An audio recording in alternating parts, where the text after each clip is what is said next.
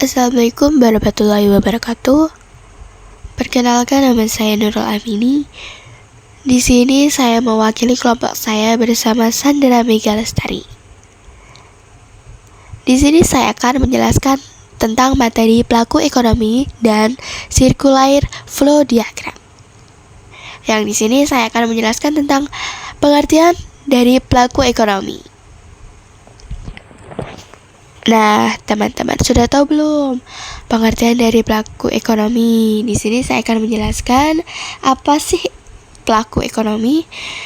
Pelaku ekonomi adalah individu atau kelompok yang terlibat dalam kegiatan ekonomi seperti produksi, distribusi, dan konsumsi barang dan jasa. Mereka mencakup perusahaan, konsumen, dan pemerintah. Selanjutnya yaitu ada jenis-jenis pelaku ekonomi. Di sini ada 4 jenis pelaku ekonomi, yaitu yang pertama rumah tangga konsumen atau konsumsi, rumah tangga produksi atau produsen, yang ketiga rumah tangga pemerintah, yang keempat terakhir yaitu rumah tangga luar negeri. Pertama, rumah tangga konsumen atau konsumsi. Rumah tangga konsumen atau konsumsi yaitu individu atau rumah tangga yang membeli dan menggunakan barang dan jasa untuk memenuhi kebutuhan dan keinginan mereka. Yang kedua yaitu rumah tangga produksi atau produsen. Entitas yang menghasilkan barang atau jasa untuk dijual dan memperoleh keuntungan disebut juga rumah tangga produksi atau produsen. Yang ketiga yaitu rumah tangga pemerintah. Pengertian dari rumah tangga pemerintah sendiri yaitu instansi yang mengatur kebijakan ekonomi dan terlibat dalam pengeluaran untuk penyediaan barang dan jasa publik. Dan yang terakhir yaitu rumah tangga luar negeri.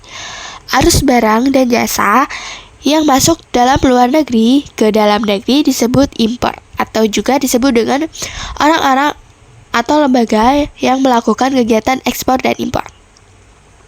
C, yaitu peran penting pelaku ekonomi. Di sini ada 4 peran penting dalam pelaku ekonomi, yaitu salah satunya yaitu rumah tangga konsumen atau konsumsi. Yang pertama sebagai pemakai barang dan jasa yang dihasilkan rumah tangga perusahaan untuk memenuhi kebutuhan hidup. Yang kedua sebagai pemasok faktor produksi atau input berupa tanah, modal, tenaga kerja, dan keahlian kepada perusahaan untuk kegiatan ekonomi. Yang kedua yaitu peran rumah tangga produksi atau produsen. Dalam kegiatan ekonomi, rumah tangga produksi atau produsen memiliki peran sebagai berikut. Yang pertama yaitu sebagai produsen yang menghasilkan barang dan jasa untuk pemenuhan kebutuhan konsumen.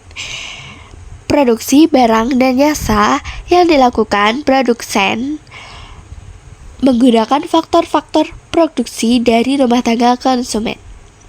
Mendapatkan pembayaran atas barang dan jasa yang telah diproduksi.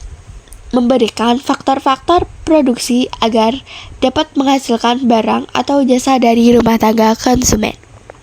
Dan yang terakhir yaitu memberikan timbal balik yang sesuai atas faktor-faktor produksi yang telah disediakan. Selanjutnya yaitu rumah tangga pemerintah.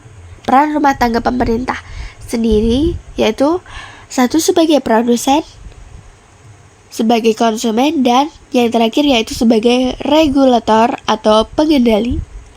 Dan yang terakhir yaitu peran rumah tangga luar negeri. Dalam melakukan kegiatan ekonomi, rumah tangga luar negeri memiliki peran penting yaitu sebagai melaksanakan kegiatan perdagangan internasional yang berupa kegiatan ekspor dan impor. Selanjutnya yaitu saya akan menjelaskan tentang materi diagram interaksi pelaku ekonomi, circular flow diagram. Nah, apa sih circular flow diagram? Circular flow diagram yaitu sebuah diagram yang menggambarkan hubungan timbal balik atau interaksi antar pelaku ekonomi. Pelaku ekonomi diartikan sebagai subjek yang melakukan atau menjalankan kegiatan ekonomi yang terdiri dari produksi, konsumsi, dan distribusi.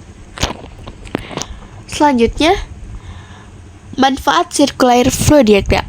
Berikut ada 2 manfaat circular flow diagram. Yang pertama yaitu bagi pemerintah. Manfaat circular flow diagram bagi pemerintah yaitu membantu pemerintah dalam mengatur dan mengawasi kebutuhan yang ada di dalam negeri dan di luar negeri, untuk memetakan hak dan kewajiban suatu negara terhadap pelaku ekonomi lain.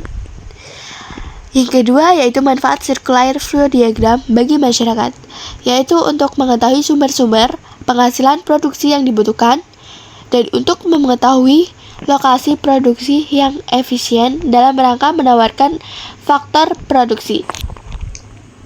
Selanjutnya yaitu ada model circular flow diagram. Nah, teman-teman sudah tahu belum model circular flow diagram? Ternyata circular flow diagram memiliki model loh. Ada 3 macam model circular flow diagram. Yang pertama yaitu, di sini saya akan menjelaskan tentang circular flow diagram 2 sektor. Nah, dapat kita lihat di sini ada gambar ya tentang circular flow diagram 2 sektor. Saya akan jelaskan kegiatan ekonominya melibatkan rumah tangga produksi atau produsen dan rumah tangga konsumen atau konsumsi. Rumah tangga produksi atau produsen berperan sebagai penjual dan sebagai pembeli. Faktor produksi dan rumah tangga konsumen sebagai pembeli. Harga ditentukan oleh penawaran rumah tangga konsumen dan permintaan rumah tangga produksi, yang transaksinya dilakukan dalam pasar barang produksi. Selanjutnya yang kedua yaitu model circular flow diagram 3 sektor. Dapat dijelaskan dari gambar berikut. Kegiatan ekonominya melibatkan rumah tangga produksi, rumah tangga konsumen, dan rumah tangga pemerintah. Penghasilan dan pemasukan pemerintah didapat dari adanya pajak yang dibayarkan oleh produsen dan konsumen. Pajak digunakan untuk membeli barang dan jasa dari pasar faktor produksi, pasar barang sebagai bentuk pelayanan kepada masyarakat. Selanjutnya yaitu yang terakhir, circular flow diagram 4 sektor. Dapat dijelaskan dari gambar berikut. Circular flow diagram 4 sektor yaitu kegiatan ekonominya melibatkan semua para pelaku ekonomi, yakni salah satunya yaitu rumah tangga produsen atau produksi, yang kedua rumah tangga konsumen atau konsumsi, yang ketiga yaitu rumah tangga pemerintah, dan yang terakhir yaitu rumah tangga luar negeri. Masyarakat luar negeri berinteraksi melalui kegiatan perdagangan, baik itu ekspor dan impor barang dan jasa. Kegiatan perdagangan akan menguntungkan pemerintah dari adanya sektor pajak ataupun devisa. Itulah tadi pengertian atau penjelasan dari materi pelaku ekonomi dan circular flow diagram. Terima kasih atas waktunya, kurang dan lebihnya saya mohon maaf. Wassalamualaikum warahmatullahi wabarakatuh.